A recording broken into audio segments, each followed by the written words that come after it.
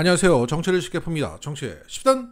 윤석열 정권을 탄생시킨 1등 공신이라고 할 수 있는 국힘의 정진석 의원이 오늘 국회에서 자신의 카톡 문자를 보다가 언론의 카메라에 찍혔습니다. 그 내용은 공주고 동창 회장으로부터 받은 인사청탁 문자였습니다. 천안 상록의 땡땡땡 직급 이름이라고 합니다. 55기 후배인데요. 그러니까 정진석이 나온 공주고의 55기 후배입니다. 얘가 사장 승진하고 싶답니다. 연금공단 산하에 4개 골프장이 있어요. 다음 주 사장 공고가 나고 조만간 결정한다고 하는데 용산실장 입김이 세다고 합니다. 도와주실 수 있으신지요? 얘는 정 의원님이 도와주신다면 가능하다고 봅니다. 자, 저는 개인적으로 이 막줄이 상당히 흥미롭습니다. 청탁하는 입장에서 정무적인 판단을 넣었다. 재밌습니다.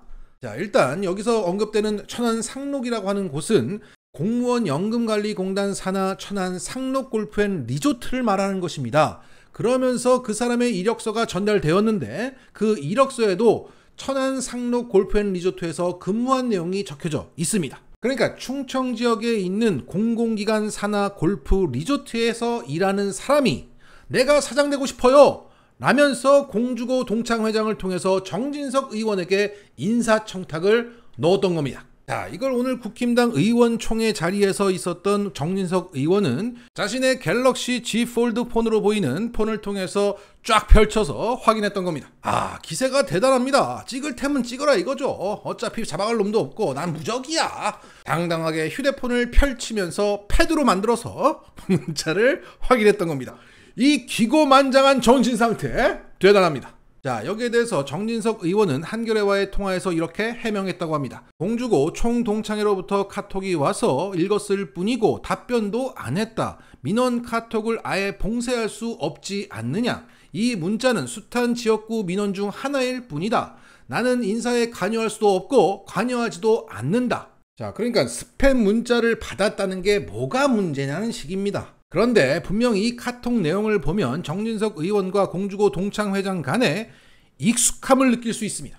앞에 뒤에 인사도 없고 미안함도 없고 그냥 용건만 간단히 청탁건만 간단히 였기 때문입니다. 이게 정말 처음이라면 어쩌고 저쩌고 장황하게 예의를 갖추면서 이렇게 부탁드려서 죄송합니다 등등의 표현이 있어야 정상인 부끄러운 부탁입니다. 그런데 미안함도 없고 오히려 건방지게 네가 밀어주면 될 거야 라고 얘기하고 있습니다. 그래서 이전에 이와 같은 인사청탁건이 많았기 때문에 이렇게 간단한 문자로도 가능했다고 보입니다. 그리고 이 문자에서 살짝 언급된 용산실장, 즉 김대기 대통령 비서실장이 누군가를 천안 상록의 사장을 만들기 위해서 힘쓰고 있다는 정황이 함께 나왔습니다. 그러니까 원래 비서실장 자리에 장제원 의원이 최초 거론되었다가 아들 노엘이 사고치는 바람에 대신 김대기가 그 용산실장 자리에 앉았습니다. 그만큼 윤석열과 김대기의 관계가 장제원만큼은 아니지만 그만큼 각별하다고 봐야 합니다. 그런데 이 인사청탁건을 넣은 사람은 이 김대기를 정진석이 이길 수 있다고 본 거죠. 그런데 공교롭게도 오늘 김대기 대통령 비서실장의 교체설이 나오고 있습니다.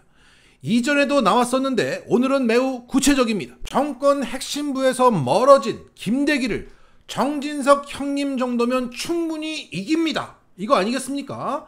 그들의 권력 과시욕을 살짝 자극하면서 형님 한번 도와주세요. 가능하다고 봅니다. 승산이 있어요 형님.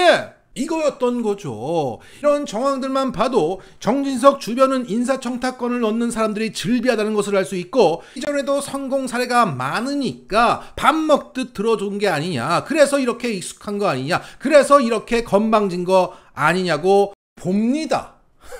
자, 이런 가운데 딴지 게시판의 반응을 보니까 스틸플라이님께서는 이런 건 묵혀뒀다가 청탁대로 되었을 때 터트려야 효과가 배가 되는데 이러면서 아쉬움을 진하게 표현하고 계십니다. 그러니까요, 인사청탁자, 중개인, 정권 실세 딱 그림이 나온 상황에서 김대기도 힘 빠진 상황이니 이 사람의 뜻대로 실현되었을 것이고 정말 괜찮은 그림이 나올 뻔했는데 아쉽습니다. 그래도 남는 게 있습니다. 국힘은 이렇게 사는구나 이런 것을 또 한번 확인했고 나중에 공주고 동창 회장과 정진석이 뭔가 또 나온다면 지금의 해명이 발목을 잡을 수 있는 거죠.